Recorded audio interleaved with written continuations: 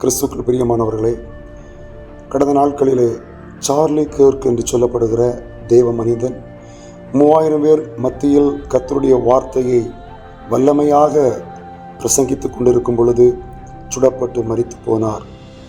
இந்த நாளிலும் இதன் வழியாக ஒரு காரியத்தை நான் சொல்ல விரும்புகிறேன். இரத்த சாட்சியாக மரித்த ஸ்தேவானை போல அமெரிக்க தேசத்தில் ஒரு இளம் ஊழியர் 1993ஆம் ஆண்டு பிறந்து 2025 மரித்திருக்கிறார்.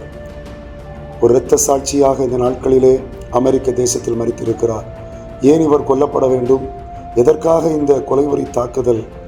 நீங்கள் சிந்திக்க வேண்டும்.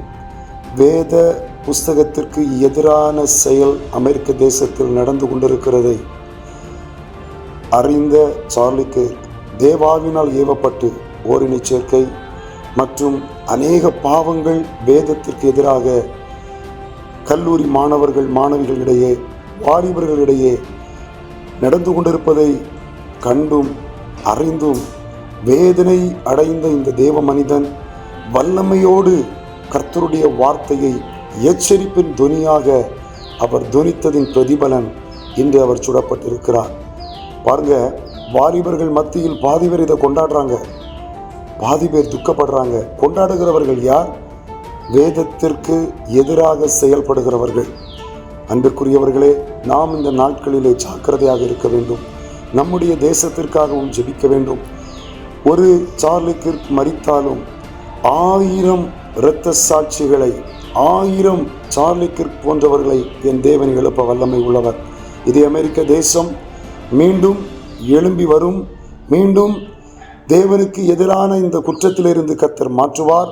அது மாத்திரமல்ல, அகில உலகமும் ஆண்டவருக்கு எதிரான பாவ செயலில் ஈடுபட்டு கொண்டிருக்கும் இந்த நாட்களில் இதை போல தேவ வல்லமையான ஊழியர்களை கர்த்தர் எழுப்ப வேண்டும் என்று நீங்கள் ஜெபிக்க வேண்டும். நிச்சயமாக சொல்லுகிறேன், இப்படிப்பட்ட தேவ ஊழியர்கள் எழும்பும்போது நம்முடைய தேசம் கிறிஸ்துவின் வருகைக்கு முன் அவரை அறிகிற அறிவில் வளரும் என்பதில் எந்த சந்தேகமும் இல்லை. ஆகையால் ஜாக்கிரதையோடு இருப்போம். இந்த இரத்த சாட்சியாக மரித்து போன ஊழியருடைய மனைவி பிள்ளைகளுக்காக ஜெபிப்போம். ஆண்டவர் இன்னும் இதை போல இளம் ஊழியர்களை நம்முடைய பட்டணத்தில் எழுப்புவாராக. தொடர்ந்து விழிப்புணர்வோடு இருந்து கண்ணீரோடு இரவும் பகலும் ஜெபிக்கும் போது கர்த்தர் தேசத்தில் எழுப்புதலை கொண்டு வருவார். ஆமென்.